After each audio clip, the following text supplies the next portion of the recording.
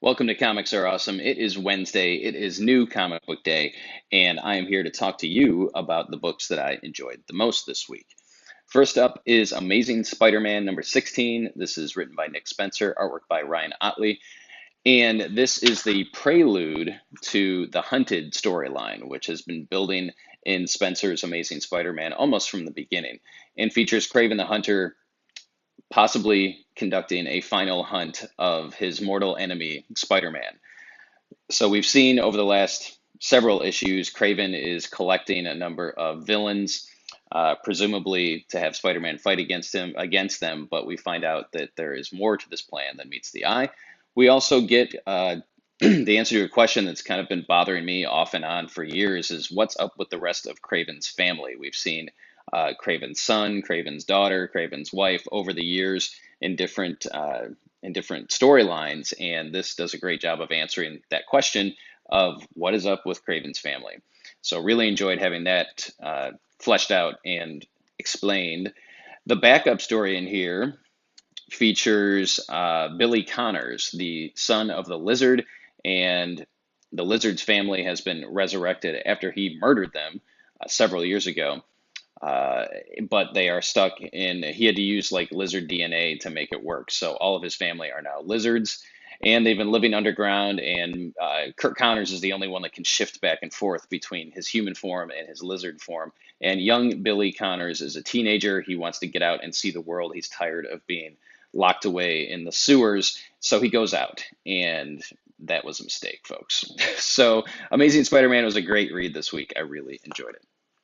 Next up is Daredevil number 2, written by Chip Zdarsky, artwork by Marco Cicchetto, or Cicchetto. I think it might be Cicchetto. Someone correct me. Daredevil number 1 was my pick of the week when it came out. Daredevil 2 is just as strong. Man, this team can write Daredevil forever as far as I'm concerned. Cicchetto's artwork is top notch, and Zdarsky is telling a great story where Daredevil has been framed for murder, and now he is New York City's most wanted. And the kingpin of crime, Wilson Fisk, is still mayor of New York City, and he may or may not be pulling the strings behind this. If you are a fan of the Daredevil Netflix series and you are bummed that we're not going to get any more, pick this book up. Pick up Daredevil number 1 and number 2. It will satisfy that Daredevil itch that you have. Action Comics number 1008, written by Brian Michael Bendis, artwork by Steve Epting. Hooray, Steve Epting is an amazing artist, usually doing Marvel work. He worked on Captain America for a while with Ed Brubaker, but it's great to see him playing around in the DC universe. So since Bendis started writing Action Comics, we've had this big bad called Leviathan, which has been lurking in the shadows and wreaking havoc on the citizens of Metropolis. And they kind of accelerate their plan in this issue and take out some of the I guess the organizations that oversee what is good and what is right, sometimes not by the best methods, and that would be Task Force X and Argus and the U.S. military. But they are making their move, and this is also the issue where Lois Lane is back at the Daily Planet. She's been missing for a while. No one really knew what was going on except Clark, aka Superman, and he didn't want to tell anybody that his wife and son were off in space with his long thought dead father exploring the universe. So Lois is back at the Daily Planet, and that raises a lot of eyebrows and results in a lot of questions. Great, great package this week. Writing by Bendis, artwork by Epting, Action Comics. I recommend it. Flash number 65 is the final part of the Price of Loyalty storyline that bounced back and forth between Batman and the Flash, where they're taking on Gotham Girl and dealing with the fallout from Heroes in Crisis, the events that happened at Sanctuary. This is written by Joshua Williamson, artwork by Rafa Sandoval. Again, a great team on a great book showing great interaction between Flash and Batman. They're not on the best of terms these days, but there's emotional stuff in here for the Flash. If you've been reading Williamson's Flash run from the beginning of Rebirth, there's some stuff there. There's also an epilogue which raises some questions and is going to lead into DC's Year of the Villain, which kicks off the week of Free Comic Book Day. Flash gets another thumbs up for me. The Price storyline was very satisfying. Invaders #2, written by Chip Zdarsky, artwork by Carlos Magno and Butch Geis. So again, first issue was fantastic. Magno does the present day artwork, Butch Geis does the flashback artwork, and it focuses on the invaders. That would be Namor, Captain America, Bucky, and the Human Torch. And this is the android Human Torch, not Johnny Storm Human Torch. So we get flashbacks to their time during World War II and why they have this great bond. And also the storyline in the present is that Namor is kind of gone off the deep end and is declaring his final war on the surface dwellers and is kind of acting a little out of character. So Steve Rogers, Captain America, wants to find out why. And so he pays a visit to Namor under the sea. This has been really fun. Zdarsky really can do no wrong as a writer. He has a great love for these characters, and he's an amazing writer. I mean, who would have thought that here's the guy who kind of came to prominence as the artist on Sex Criminals over at Image Comics, and now he's just telling great stories as a writer. So congratulations, Chip. You're doing a bang-up job. Shazam #3 is out this week, written by Jeff Johns, artwork by Dale Eaglesham.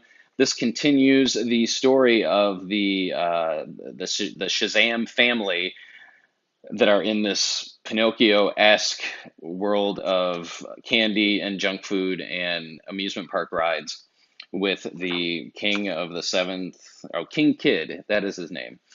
So, some of the Marvel family are kind of on this kid's side, and they want to share their secret about being part of the Shazam family or the Marvel family. Can I say that? Marvel family?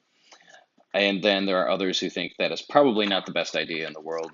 We get some backstory on King Kid, and Eaglesham's artwork is just phenomenal.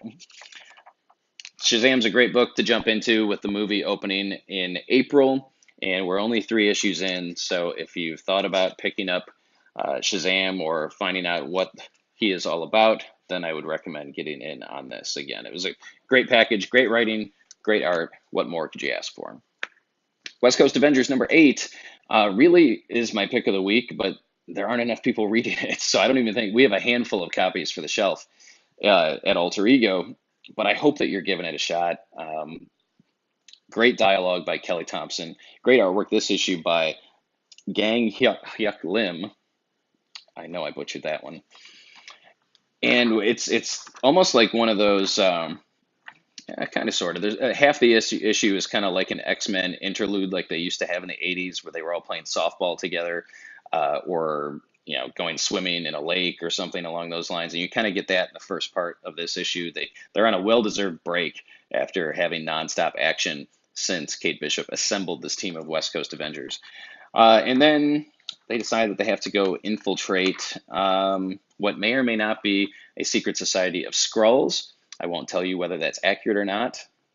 Spoiler warning, it is not accurate.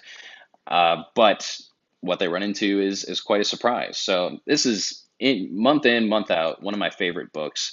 The first volume is now available in trade paperback, so pick that up if you want to get on board with this. If you're a fan of Veronica Mars, I highly recommend it. I think you would be a great fit for you. There's a comment in the back from a Twitter or from a tweet that they posted. It's like Parks and Rec crossed with the bizarro action of the Marvel Universe. And you never know who or what is going to show up next. And that is very accurate. So if you like things like Parks and Rec or The Office or Veronica Mars, West Coast Avengers is for you. And finally, Star Trek versus Transformers wraps up this week with issue #5. This is written by John Barber and Mike Johnson, art by Philip Murphy. This may just be me because I'm such a huge fan of Star Trek, the original series, but I've enjoyed this from beginning to end. The artwork is like the Star Trek animated series and the Transformers animated series leapt off the screen onto the printed page, and it's just so good. Barber and Johnson are clearly huge fans of both franchises, and there are little Easter eggs in every issue. Some great dialogue that throws back to both shows from the '70s and the '80s. And it's just great. It's a lot of fun. This was a very fun book. Don't take it too seriously, but where else are you going to get a team up of the Transformers animated series and Star Trek the animated series? Only in comics. So that does it for this week. I hope you have a chance to head out to your local comic shop, show them some support, and pick up some of these amazing comics that came out this week. If you enjoyed this week's episode, please give us a thumbs up and make sure that you subscribe so you're kept in the loop when future episodes get posted. And post some comments if you have questions. If there's a book that you really liked that I didn't touch on, please let us know so that we can all find more comics that are awesome.